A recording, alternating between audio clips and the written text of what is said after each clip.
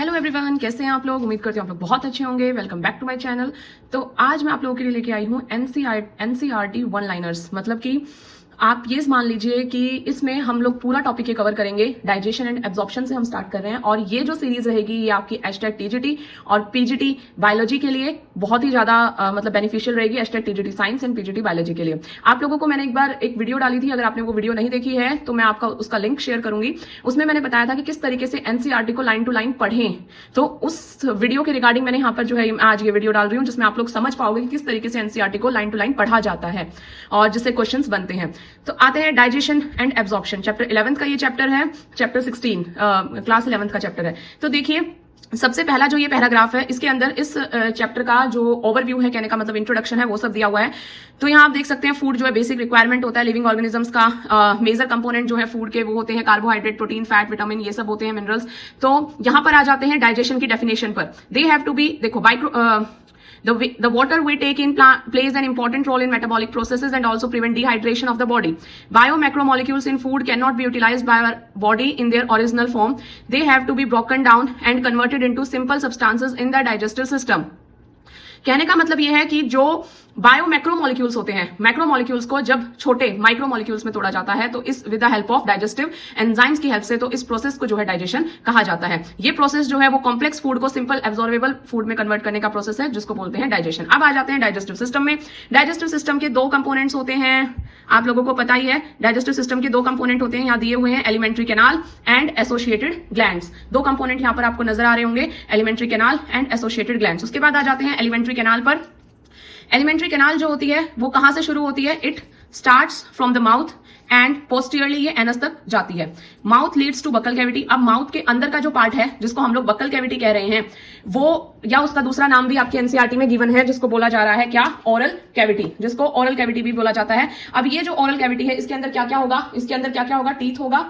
इसके अंदर क्या होंगे? इसके अंदर टीथ होंगे, टंग होगी एंड ग्लैंड होगा, जिस ग्लैंड का नाम क्या है? सेलेवरी ग्लैंड, या उसी का दूसरा नाम टाइलिन होता है जो हम आगे देखेंगे। तो यहाँ देखियो इसमें क्या क्या रखा है एनसीईआरटी में? टीथ एंड मस्कुलर टंग, दो बता रखे हैं।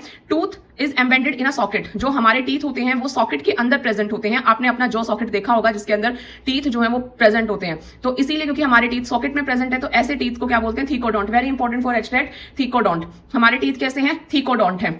क्यों? क्योंकि ये किसमें प्रेजेंट है? किसमें प्रेजेंट है? सॉकेट के अंदर। अच्छा, टीथ से मैं आपको बता दूं कि टीथ जो होते हैं ह्यूमन बींग्स के अंदर वो थीकोडोंट होते हैं। उसके अलावा डाइफियोडोंट होते हैं, डाइफियोडोंट होते हैं, क्योंकि हमारे पास दो सेट होते हैं टीथ के। आगे हम देखेंगे मिल्क एंड परमानेंट टीथ। तो यहां पर आपको दिख रहा है majority of mammal including human beings form two sets of teeth during their life, a set of temporary teeth or deciduous teeth replaced by a set of permanent or adult teeth. This type of dentition is called diphyodont. जैसा मैंने आपको पहले ही बताया था कि teeth कौन से हैं।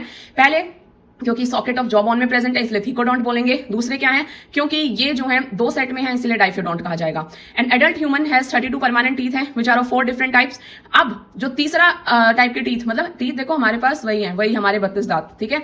लेकिन अगर क्योंकि वो सॉकेट में प्रेजेंट है इसीलिए उनको थीकोडोंट कह रहे हैं। क्योंकि वो दो सेट में आते हैं, एक मिल्क टीथ एक परमानेंट टीथ, इसलिए डाइफियोडोंट बोल रहे हैं। और क्योंकि वो 4 डिफरेंट टाइप के होते हैं इसीलिए उनको हेट्रोडोंट बोला जा रहा है, जिसमें incisor, canine, premolar and molar, 4 set हो गए। Incisor, canine, premolar and molar. अब आ जाते हैं डेंटिशन फॉर्मूला पर जिससे आपको ये सारा क्लियर हो जाएगा। This is 2 1 2 3 by 2 1 2 3। ये जो है ये डेंटिशन फॉर्मूला है फॉर नॉर्मल टीथ, नॉर्मल मतलब एडल्ट ह्यूमन बींग्स के लिए। यहाँ पर 2 जो है ये पेयर है, 1 भी यहाँ क्या है? पेयर है। 2 भी क्या है? पेयर है। 3 भी क्या है? पेयर है। इस डैश से ऊपर जो है अपर टीथ है और इस डैश से नीचे जो है it denotes the lower teeth. तो अपर टीथ में ये 2 पेयर इंसीजर हो गया, 1 पेयर कैनाइन हो गया, 2 पेयर इसके अंदर प्रीमोलर है और 3 पेयर इसके अंदर मोलर है। तो इस तरीके से आप देखोगे तो आपके 16 टीथ ऊपर हो गए और 16 टीथ नीचे, मतलब कि टोटल 32 सेट जो है कंप्लीट हो गया। उसके बाद जो हार्ड च्यूइंग सरफेस होता है टीथ का उसको इनेमल बोला जाता है। ये पूछा गया है ये क्वेश्चन इनेमल एस्टेट में, टीजीटी साइंस में पूछा गया है ये question. Enamel hard chewing surface of teeth जिस made up of enamel, enamel का बना होता है हमारा जो हार्ड च्यूइंग सरफेस है। तो ये बहुत इंपॉर्टेंट है, इसको मार्क कर लीजिएगा। जो किसमें हेल्प करता है? Mastication of food. Mastication of food आप समझते हो कि फूड को मैस्टिकेट करना मतलब छोटे पार्टिकल्स में तोड़ना। जो टंग है वो कहाँ प्रेजेंट है? टंग प्रेजेंट है हमारे बक्कल कैविटी के अंदर या ओरल कैविटी के अंदर, और वो किससे अटैच्ड होती है? सिर्फ फ्लोर पर अटैच्ड होती है। आप अपनी टंग को बाहर कितना भी निकाल सकते हो लेकिन वो पीछे से अटैच्ड है, वो पीछे फ्लोर से अटैच्ड है, और वहां जहां अटैच होती है उसको फ्रेनुलम बोला जाता है। ये भी एक इंपॉर्टेंट है, आने के चांसेस है frenulum. The upper surface of the tongue है स्मॉल प्रोजेक्शंस। अब जो अपर सर्फेस होता है टंग का, मतलब कि टंग जैसी है, ये मान लेते हैं टंग है, तो टंग के जो ऊपर वाला सर्फेस है इसके ऊपर टेस्ट बर्ड्स प्रेजेंट होते हैं। और ये टेस्ट बर्ड्स किस में प्रेजेंट होते हैं? ये टेस्ट बर्ड्स प्रेजेंट होते हैं पैपिले में। मतलब कि ये जो टंग है, टंग के अंदर इस तरीके से ना पैपिले प्रेजेंट होते हैं। ऐसे टंग के ऊपर पैपिले होंगे और पैपिले के अंदर जो है क्या होंगे? टेस्ट बर्ड्स प्रेजेंट होंगे। अब ये टेस्ट जरूरी नहीं है कि हर पैपिले के अंदर टेस्ट बर्ड हो, कोई पैपिला ऐसा भी हो सकता है जो खाली हो, जैसे ये वाला, इसमें नहीं है कोई टेस्ट बर्ड, तो टेस्ट बर्ड प्रेजेंट होते हैं। अब ओरल कैविटी, अब इसके बाद माउथ में तो हम बात कर चुके हैं, जो हमारे एनसीईआरटी में था टीथ एंड टंग, हम दोनों की बात कर चुके हैं कि टीथ जो है वो 3 टाइप के हैं। यहां से क्वेश्चन बनेगा, मैं आपको बता देती हूँ, हेट्रोडोंट, डाइफियोडोंट और थीकोडोंट, इसमें से आएगा। और जो टंग है, टंग कहां पर अटैच्ड होती है? To the base, that is called frenulum. इसके बाद आ जाते हैं oral cavity into a short pharynx which serves as a common passage for food and air. आपको पता है बकल कैविटी फिर अंदर किसमें खुलेगी? ईसोफेगस में। और oesophagus and trachea, wind pipe. Oesophagus और ईसोफेगस फूड पाइप होती है, ट्रैकिया विंड पाइप। ये दोनों ना एडजेसेंट होती हैं, मतलब कि आगे पीछे होती हैं, एक विंड पाइप एक फूड पाइप, इस तरीके से। तो फूड पाइप में से फूड जाएगा, तो यहां आप देख सकते हैं ये जो आपकी विंड पाइप है ये ओपन हो रही है। किसमें ओपन होगी? ये ओपन होगी आपकी फेरिंग्स में। ठीक है, फेरिंग्स क्या है? ये विंड पाइप की बात कर रही हूं मैं, जो हम लोग नेक्स्ट चैप्टर में पढ़ेंगे कि फेरिंग्स में ओपन होती है। ठीक है, इसके साथ साथ जो आपकी फूड पाइप है वो भी फेरिंग्स में ओपन होती है। तो यहाँ फेरिंग्स क्या हो गया? Pharynx is a common passage for food and air. उसके बाद आते हैं कार्टिलेजिनियस फ्लैप प्रेजेंट होते हैं, जिसको एपिग्लोटिस बोला जाता है, जो प्रिवेंट करते हैं entry of food into the glottis. देखो होता क्या है, ये जो मैंने आपको यहां पर बनाई, एक आपकी, ये आपकी मान लेते हैं फूड पाइप है और ये आपकी विंड पाइप है। तो ये विंड पाइप के ऊपर एक इस तरीके से एक कवरिंग होती है जिसको बोला जाता है ग्लोटिस, जिसको बोलेंगे ग्लोटिस। और इस ग्लोटिस के ऊपर भी एक कवरिंग होती है जिसको बोलते हैं epiglottis.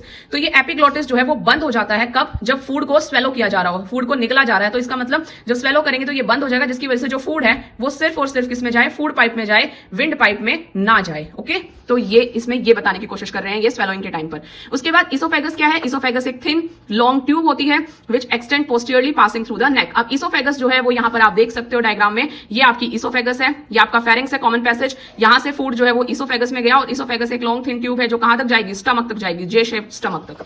Okay, J shaped bag like structure called stomach. A muscular sphincter gastroesophageal regulates the opening of esophagus into the stomach. Sphincter होते हैं जो क्या करते हैं? ओपनिंग एंड क्लोजिंग को कंट्रोल करते हैं, तो वो स्पिंटर्स होते हैं। तो यहाँ पर भी gastroesophageal sphincter प्रेजेंट होता है जो क्या करता है? esophagus की opening in the stomach regulate कर रहा है। The stomach located in the upper left portion of the abdominal cavity has 3 major parts. अब स्टमक के 3 मेजर पार्ट्स होते हैं, cardiac, fundic and pyloric part. Stomach के 3 पार्ट होते हैं, cardiac, fundic and pyloric part. मैं आपको बता देती हूँ कहाँ कहाँ होते हैं ये पार्ट्स। ये देखो, ये जो इसोफेगस जहां ओपन हो रही है, तो स्टमक का ये वाला जो पार्ट है, ये वाला जो पार्ट है, ये वाला, ये है आपका कार्डियक पार्ट, ये है कार्डियक पार्ट। अब इसके बाद जो ये इधर जहां ये स्मॉल इंटेस्टाइन में जाएगी, ये वाला जो पार्ट है स्टमक का, इसको बोलते हैं फंडिक पार्ट, इसको बोलते हैं फंडिक पार्ट। और सॉरी, पाइलोरिक पार्ट, फंडिक नहीं, पाइलोरिक पार्ट, पी। ओके, और बाकी जो ये बच जाती है ये आपका होता है फंडिक पार्ट। और इसके ऊपर जो होता है, यहां पर इसमें नहीं दिया हुआ लेकिन एक बॉडी भी बोला जाता है जिसको, तो फंडस एंड बॉडी। तो 4 पार्ट जो होते हैं, लेकिन आपके एनसीईआरटी में 3 ही है, तो आपको 3 ही ध्यान रखने हैं, कार्डियक, पाइलोरिक और ये बाकी बच, कार्डियक, पाइलोरिक और ये बाकी बच गया, ये है फंडिक रीजन। ओके, यहां पर आया, फिर उसके बाद स्मॉल इंटेस्टाइन में ओपन होती है। स्मॉल इंटेस्टाइन कैसी है? यू शेप्ड ड्यूडेनम है, उसमें मिडल पोर्शन जेजनम है और इलियम। तो स्मॉल इंटेस्टाइन के यहां से आपके एनसीईआरटी ने 3 पार्ट दे दिए हैं, ड्यूडेनम, ड्यूडेनम, ये तो ड्यूडेनम है, ये आपको जेजनम दिख रहा होगा, और ये नीचे वाला जो पार्ट है that is ileum, this is ileum according to NCERT. Okay, तो इलियम किसमें ओपन होता है? इलियम ओपन होता है किसमें? लार्ज इंटेस्टाइन में। इलियम कहां ओपन होता है? लार्ज इंटेस्टाइन में। लार्ज इंटेस्टाइन के 3 पार्ट है, caecum, colon and rectum. Caecum क्या है? एक ब्लाइंड सेक है which host symbiotic micro organism. देखो मैं यहां पर आपको एक बात बता देती हूँ कि जो सिम्बायोटिक माइक्रो ऑर्गेनिजम्स हैं वो हर पार्ट में पाए जाते हैं लार्ज इंटेस्टाइन के, like caecum, colon and rectum. लेकिन आपकी एनसीईआरटी यहां लिखती है कि ये सिर्फ और सिर्फ सिम्बायोटिक माइक्रो ऑर्गेनिज्म को यहां पर ही मेंशन किया है कि सिक्कम में पाए जाते हैं। तो यहां से ये एक इंपॉर्टेंट हो जाता है, और ये मतलब कि असर्जन वो जो 4 होते हैं ना, उनमें से एक ऑप्शन को चूज करना होता है कौन सा गलत है, इनकरेक्ट, करेक्ट में ये जो है स्टेटमेंट आ चुकी है और इंपॉर्टेंट है। A narrow finger-like tubular projection, the vermiform appendix, which is a vestigial organ, arises from caecum. Vermiform appendix कहां से अराइज हो रही है? सिक्कम से। उसके बाद कोलोन आ जाता है। कोलोन देखो 3 टाइप का होता है, असेंडिंग, ट्रांसफर, डिसेंडिंग। मैं आपको बता देती हूँ, देखो this is ascending colon, this is transverse colon and this is descending colon. और क्योंकि नई एनसीईआरटी में ये पुरानी है, एक और कोलोन का नाम मेंशन हो गया, दैट इज सिग्मोइड कोलोन। तो ये वाला जो होगा दिस इज सिग्मोइड कोलोन। तो 4 टाइप के कोलोन जो है वो होते हैं। ये पुरानी है, इसमें 3 ही है, असेंडिंग, ट्रांसवर्स, डिसेंडिंग, और एक होता है sigmoid. Descending opens into the rectum which opens out through the anus. उसके बाद जो ये यहाँ पर है डिसेंडिंग कह रखा है इन्होंने, लेकिन एक सिग्मोइड और होगा, उसके बाद वो रेक्टम में ओपन होगा एंड देन एनस से जो वेस्ट मटेरियल है वो बाहर हो जाएगा। अब यहां तक तो हमने बात कर ली हमारे ओवरव्यू की, ठीक है, कि कहां पर कौन सा ऑर्गन प्रेजेंट होता है, कैसे कैसे, थोड़ा थोड़ा हमने उसका फंक्शन देख लिया। अब आ जाते हैं एलिमेंट्री कैनाल की हिस्टोलॉजी। हिस्टोलॉजी होती है कि वॉल्स, ठीक है, कैसे प्रेजेंट है। तो इसमें देखो आपको दिख रहा होगा wall of elementary canal, from oesophagus to rectum possesses 4 layers, 4 layers होती हैं उसमें, बहुत important, serosa, muscularis, submucosa and mucosa, 4 layer हैं ये। सेरोसा जो लेयर है वो आउटरमोस्ट लेयर होती है and is made up of a thin mesothelium with some connective tissues. Muscularis is formed by smooth muscles usually arranged into inner circular and outer longitudinal. इस बात का ध्यान रखना, सबसे पहले सेरोसा है, उसके बाद मस्कुलरिस है। मस्कुलरिस में आपको 2 टाइप के मतलब कि दिखेंगे smooth muscles, usually arranged into inner circular and outer longitudinal muscles, okay.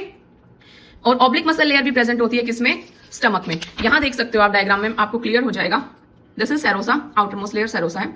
इसके बाद मस्कुलरिस, ये इनर सर्कुलर आउटर लॉन्गिट्यूडनल। अब आप मुझे बोलोगे कि मैम दिख तो ये सर्कुलर रहे हैं बाहर वाले, एक्चुअली ये जो है इसको ना ऐसे कट किया गया है, ऐसे, ठीक है। तो जैसे ऐसे ऑर्गन है तो ऑर्गन को इस तरीके से कट किया गया है, तो उसकी ये जो है इसका डायग्रामेटिक रिप्रेजेंटेशन है कट का। तो इस तरीके से कट किया है, तो जो वो ये लॉन्गिट्यूडनल ऐसे होते हैं, तो जब इनको ऐसे कट किया तो ये ऊपर वाला जो है आपको इसीलिए सर्कुलर नजर आ रहा है। तो ये लॉन्गिट्यूडनल है, आउटर इनर सर्कुलर लेयर हो गई मस्कुलरिस में। उसके बाद आता है सबम्यूकोसा, ये जो आपको पिंकिश पार्ट दिख रहा है, और यहां पर ये है आपका म्यूकोसा, और म्यूकोसा के अंदर क्या है, ल्यूमन है। तो अब यहां पर देख लीजिए जो लास्ट लाइन थी हमारी इसकी, ऑब्लिक लेयर के बाद the submucosal layer is formed of loose connective tissue. देखो ये जो सब म्यूकोसल लेयर है, ये सब म्यूकोसल लेयर ये किसकी बनी है, लूज कनेक्टिव टिश्यू की बनी हुई है। किसकी बनी हुई है, लूज कनेक्टिव टिश्यू की ये सब म्यूकोसल लेयर बनी हुई है, जिसमें क्या क्या है, नर्व्स हैं, ब्लड है, लिम्फ वेसल्स हैं, प्रेजेंट है, ठीक है। In duodenum glands are also present in sub mucosa. The innermost layer lining the lumen of the alimentary canal is the mucosa. अब इनरमोस्ट कौन सी है, म्यूकोसा, जो मैं बता चुकी हूं। और this layer forms irregular folds. Mucosa के अंदर रुगे पाए जाते हैं स्टमक में, and small finger like foldings पाई जाती हैं villi in the small intestine. तो आपसे पूछा जाएगा कि कौन सी ऐसी लेयर है जिसके अंदर रुगे और विलाई मिलती है। विलाई कहां मिल रही है, स्मॉल इंटेस्टाइन में, रुगे स्मॉल फोल्ड्स जो है वो मिल रहे हैं स्टमक में। तो वो कहां मिलते हैं, वो मिलते हैं म्यूकोसा में। ये इंपॉर्टेंट है, आप इसको मार्क कर लेना, ठीक है। उसके बाद अगला आ जाता है cells lining the villi produce. आपको पता है ये विलाई फिंगर लाइक प्रोजेक्शंस हैं, ठीक है, जो सरफेस एरिया इंक्रीज करने के काम आती हैं। तो इसके बाद villi are supplied with network of capillaries and large lymph vessels called lacteal. जो विलाई होती हैं ये जो है सप्लाइड होती हैं लार्ज नंबर ऑफ कैपिलरीज से, ठीक है, क्योंकि यहाँ बहुत ज्यादा एक्सचेंज हो रहा होता है इस वजह से। Mucosal epithelium has goblet cell with secrete mucus that help in lubrication. ये भी इंपॉर्टेंट है, जो म्यूकोसा के सेल्स है, म्यूकोसा ये इनर लाइनिंग की बात कर रही हूं मैं, ये